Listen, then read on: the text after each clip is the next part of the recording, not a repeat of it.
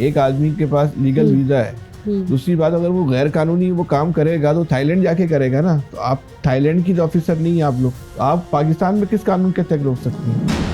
हमारे पास as an immigration officer और investigation officer SOPs और ऐसी गाइडलाइंस हैं कि हमें पूरा इख्तियार है कि हम लीगल ट्रैवल को तो अलाउ करें लेकिन इलीगल माइग्रेशन को कर्ब करें। कौन सा कानून है रिस्क असेसमेंट को आपको इख्तियार देता है कि किसी ये को एसओपीज हमारे हेडक्वार्टर से आती हैं, एक रिस्क एनालिसिस यूनिट है। एसओपी तो एक अलग चीज होगी, एसओपी तो आपकी अपनी बनाई हुई होगी ना। जी, कानून कौन सा है? ट्रैफिकिंग इन पर्सन एक्ट है, ट्रैफिकिंग इन पर्संस एक्ट है और स्मगलिंग ऑफ माइग्रेंट्स एक्ट है। उसमें क्या लिखा हुआ है कि जो वीजा कानूनी भी हो उसको रोक लें आप लोग किसी को गिरफ्तार करवा सकते हैं? Of course.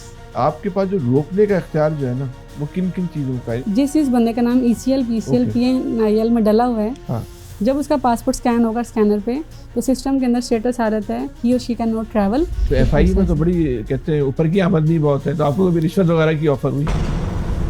मैं इस चीज़ के ऊपर क्लियरली ये कहना चाहूँ कि मुझे मेरे डूज एंड डोंट्स पता है। डंकी के हवाले से मखसूस रोड है जहाँ से डंकी लगती है, कराची भी उसमें से, ये कैसे लगती है, होती डंकी है क्या चीज़? पाकिस्तान से बाहर ट्रैवल करने के लिए जो ट्रैवल डॉक्यूमेंट्स रिक्वायर होते हैं, पासपोर्ट है, वीज़ा है, उसके अलावा सपोर्टिंग डॉक्यूमेंट्स हैं, उनको अवेल करने के बजाय वो इलीगल रास्तों से जाते हैं, शॉर्टकट ढूंढते हैं। आप लोग जो है ना प्रोफाइलिंग पे रोकते हैं। जी, ये प्रोफाइलिंग पे रोकना क्या होता है? जब प्रोफाइलिंग के अंदर ये है कि रिस्क असेसमेंट करते हैं।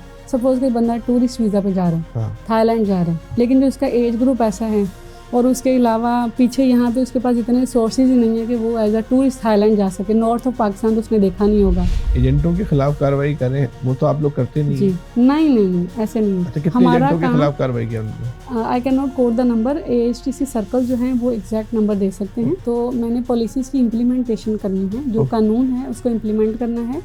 एंड जो रिक्वायरमेंट कानून वो कह रहे हैं कानून नहीं है, ये तो FIA की अपनी बनाई हुई SOPs हैं। SOP तो कानून नहीं हो सकता।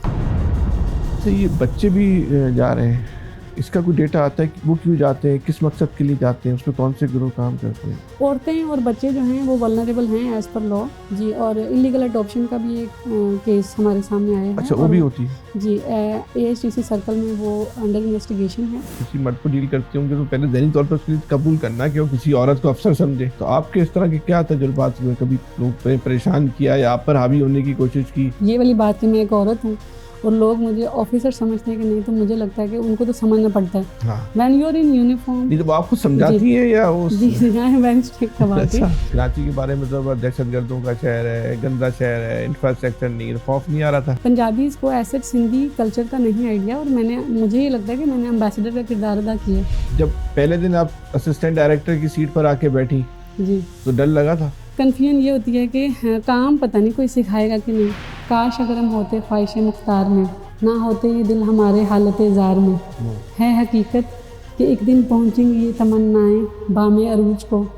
कुछ बंदिशें हैं इस राह खासदार में, रोशन हैं कुछ जज्बात हकीकी, कर देंगे जो रोशन शम्माएं इस आलम बेदार में।